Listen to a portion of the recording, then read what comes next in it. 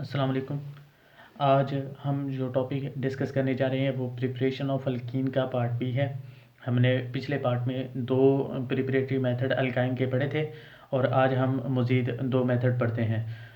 वो जो दो मेथड है वो कौन कौन से है, electrolysis of unsaturated dicarboxylic acid और दूसरा मेथड कौन सा है, इंडस्ट्रियल प्रिपरेशन ऑफ इथाइन।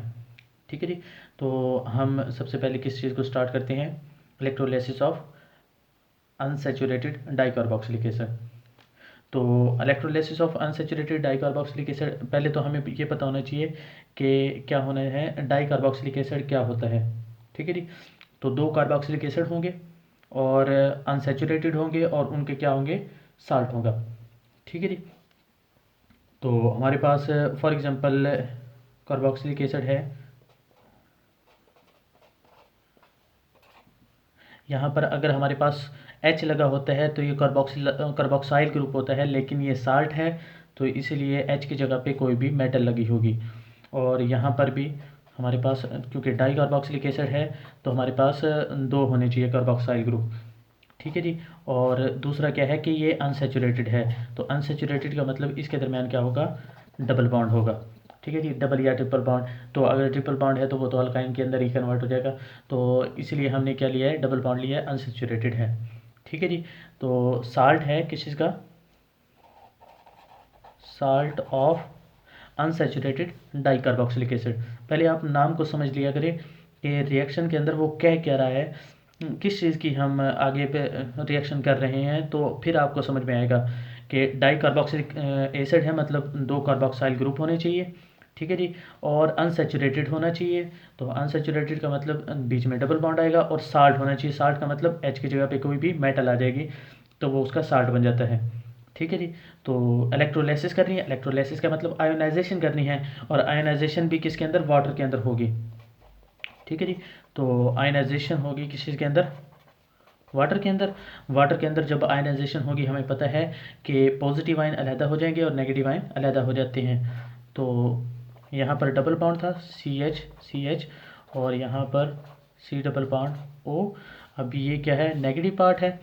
ठीक है जी। और यहाँ पर भी क्या आ जाएगा, ओ नेगेटिव। ठीक है जी। और प्लस टू के पॉजिटिव, यहाँ से भी और यहाँ से भी के पॉजिटिव दोनों निकल गए हैं। और मैंने आपको पहले भी बता रखा है कि इलेक्ट्रोलाइसिस जो है ना, आयनाइजेशन की एक स्पेशल टाइप है जिसमें क्या होता है, इलेक्ट्रोड्स भी होते हैं, पॉजिटिव और नेगेटिव इलेक्ट्रोड होते हैं। तो पॉजिटिव इलेक्ट्रोड कौन सा होता है, एनोड। ठीक है जी, पॉजिटिव इलेक्ट्रोड होता है। और कैथोड जो होता है वो क्या होता है, नेगेटिव इलेक्ट्रोड होता है। ठीक है जी। तो पॉजिटिव इलेक्ट्रोड की तरफ कौन कौन सी रिएक्शन होगी ये हम देख लेते हैं कि पॉजिटिव इलेक्ट्रोड की तरफ कौन सी चीज़ जानी चाहिए, नेगेटिव जाएगी, जाहिर सी बात है। तो ये double bond C double bond O negative, C double bond O negative. अब ये जाएगी और ये दो इलेक्ट्रॉन को रिमूव करेगी और यहाँ पर क्या आ जाएगा, फ्री रेडिकल वाला ऑप्शन आ जाएगा। ठीक है जी। अब यहाँ पर भी फ्री रेडिकल बन गया है और यहाँ पर भी क्या बन गया है, फ्री रेडिकल बन गया है, और प्लस टू इलेक्ट्रॉन निकल गए हैं। अब ये क्या होगा कि मतलब फ्री रेडिकल बनने की वजह से क्या होगा कि यहाँ से होमोलिटिक फिशन होगी, यहाँ से भी होमोलिटिक फिशन होगी। होमोलिटिक फिशन होने की वजह से एक इलेक्ट्रॉन ये है, एक इलेक्ट्रॉन ये है, एक इलेक्ट्रॉन, क्योंकि एक बॉन्ड के अंदर दो ही इलेक्ट्रॉन होते हैं, तो एक इलेक्ट्रॉन और एक इलेक्ट्रॉन मिलकर क्या बना देंगे, CO2। ठीक है जी। और ये भी क्या बना देंगे, CO2, तो 2CO2 बन जाएगा। ठीक है जी। और ये इलेक्ट्रॉन और ये इलेक्ट्रॉन ये जो है आपस में बॉन्ड बना के क्या बना देंगे, HC ट्रिपल बॉन्ड CH। ठीक है जी। ये वाला जो एनोड की तरफ हुआ है ये सिंपल है, मतलब जो नेगेटिव वाली स्पीशीज है वो एनोड की तरफ जाएगी और दो इलेक्ट्रॉन को क्या करेगी, रिमूव कर देगी। ठीक है जी। और फ्री रेडिकल बन जाएगी। फ्री रेडिकल बनने के साथ क्या होगा कि यहाँ से होमोलिटिक फिशन होगी और एक इलेक्ट्रॉन इसके साथ मिलकर क्या बना देगा, इसके दरमियान डबल बॉन्ड, और ये बन जाएगा कार्बन डाइऑक्साइड। और यहाँ पर भी सेम टू सेम ऐसे ही होगा कि यहाँ से दो इलेक्ट्रॉन हैं तो बीच में से होमोलिटिक फिशन होगी, और यहाँ से एक इलेक्ट्रॉन और यहाँ से एक इलेक्ट्रॉन जो है वो मिलकर क्या बना देंगे, CO2 का पूरा मॉलिक्यूल बन जाएगा। और यहाँ से एक इलेक्ट्रॉन बचा है, यहाँ से एक इलेक्ट्रॉन बचा है, तो इसके दरमियान क्या बन जाएगा, बॉन्ड, और ट्रिपल बॉन्ड बन जाएगा। ठीक है जी। अब दूसरी जो चीज़ है वो क्या है, हमारे पास 2K पॉजिटिव है, ये हमारे पास नेगेटिव इलेक्ट्रोड की तरफ जा सकता है। ठीक है जी। तो जैसे कि हम हर कोल्बीज इलेक्ट्रोलाइटिक मेथड के अंदर पीछे हमने पढ़ रखे हैं कि जब भी इलेक्ट्रोलिसिस होती है तो हमारे पास दूसरी चीज़ क्या चीज़ मौजूद है, वाटर। ठीक है जी। तो पॉजिटिव आयन भी पहले जा सकता है या वाटर भी जा सकता है, दोनों जो है वो क्या कर सकते हैं, दोनों जाके रिड्यूस हो सकते हैं। लेकिन पहले कौन जाएगा ये हमें पता चलना चाहिए। तो पोटाशियम जो है उसका मास ज़्यादा है, वो धीरे मूव करेगा, तो उसकी वजह से क्या होगा कि वाटर तेज़ी से मूव करके ज़्यादा जल्दी जाके और खुद रिड्यूस हो जाएगा। तो H2O जो जाके क्या करेगा, 2 इलेक्ट्रॉन को गेन करेगा और जिसकी वजह से वो क्या हो जाएगा, 2OH negative plus H2 gas बन जाएगी। ठीक है जी। अब ये जो 2OH नेगेटिव जो है ना, अब बाद में जो 2K पॉजिटिव पहुंच रहे हैं ना, तो उसके साथ मिलके 2OH नेगेटिव क्या बना देगा, 2KOH। क्लियर हो जाएगी बात। तो बाद में जाके ये क्या करेगा, मतलब ये बाद में पहले वाटर ही पहुंच गया है और वो 2OH नेगेटिव बना रहा है और H2 गैस बना रहा है, और फिर ये बाद में जब पहुंचेगा तो ये इसके पास तो सिर्फ यही चाह रहा होगा कि ये OH नेगेटिव के साथ मिलके और क्या बना देगा, 2KOH। क्लियर हो जाएगी बात। तो इस तरह क्या होगा कि डाई कार्बोक्सिलिक एसिड से हमने क्या बना लिया है, अल्काइन बना लिया है, और उसके साथ कार्बन डाइऑक्साइड या पोटाशियम हाइड्रोक्साइड, हाइड्रोजन गैस, ये बाई प्रोडक्ट के तौर पर हासिल हुए। ठीक है जी। अब लास्ट वाला जो मेथड है वो क्या है, इंडस्ट्रियल प्रिपरेशन है किस चीज़ की, इथाइन की। ठीक है जी। तो इथाइन की हम इंडस्ट्रियल प्रिपरेशन कैसे कर सकते हैं ये हमने देखना है। तो हमारे पास सबसे पहले हम किस चीज़ को मिलाते हैं, कैल्शियम कार्बाइड। अब कैल्शियम कार्बाइड जो है वो क्या होता है, कैल्शियम कार्बाइड होता है, मैं साइड पे बना देता हूँ, ट्रिपल बॉन्ड कैल्शियम के दरमियान क्या होगा। ठीक है जी। तो ये स्ट्रक्चर है हमारे पास, क्या चीज़, कैल्शियम कार्बाइड।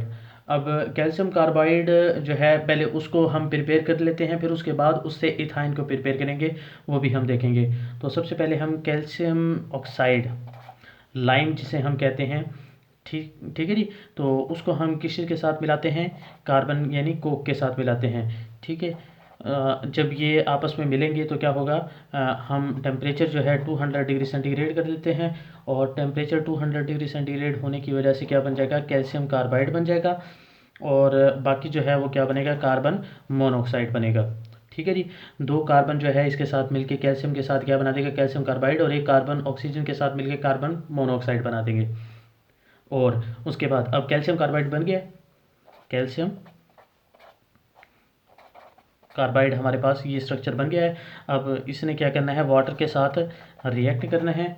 ठीक है जी। वाटर के साथ जब रिएक्ट करेगा तो ये जो है कैल्शियम जो है वो 2OH जो है यहाँ से रिमूव करेगा। ठीक है जी।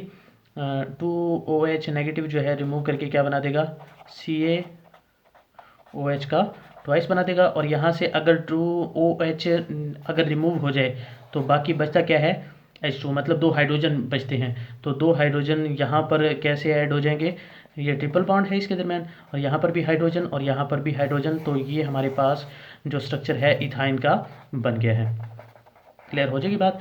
तो हमने किया क्या है, कैल्शियम ऑक्साइड जो है उसको कोक के साथ, ये इसे हम कोक कहते हैं और इसे हम हीटिंग लाइम कहते हैं। तो कैल्शियम ऑक्साइड को हमने कार्बन के साथ रिएक्ट करवाया है, तो कैल्शियम ऑक्साइड बन गया है, कैल्शियम कार्बाइड बन गया है, सॉरी, और कार्बन मोनोऑक्साइड बन गया है 200 डिग्री सेंटीग्रेड। अब कैल्शियम कार्बाइड को जो है हमने 2H2O के साथ जब रिएक्ट करवाया है तो इसके अंदर से 2OH नेगेटिव, 2OH नेगेटिव जब 2H2O से रिमूव होते हैं तो बाकी बचता है H2। ठीक है जी। तो 2OH जो है वो कैल्शियम ऑक्साइड के साथ मिलके क्या बना देते हैं, कैल्शियम हाइड्रोक्साइड। ठीक है जी। और बाकी जो बचा है H2 बच गया है, तो H2 जो है ना, एक हाइड्रोजन इधर एक हाइड्रोजन इधर, और क्या बन जाएगा, इथाइन का स्ट्रक्चर बन जाएगा। क्लियर हो जाएगी बात। तो ये थे इसकी प्रिपरेटरी मेथड। आगे हम इसके जो है वो जनरल थोड़ी सी फिज़िकल प्रॉपर्टीज़ देखेंगे, और साथ में फिर उसके रिएक्शन भी स्टार्ट कर देंगे। तब तक के लिए अल्लाह हाफिज़।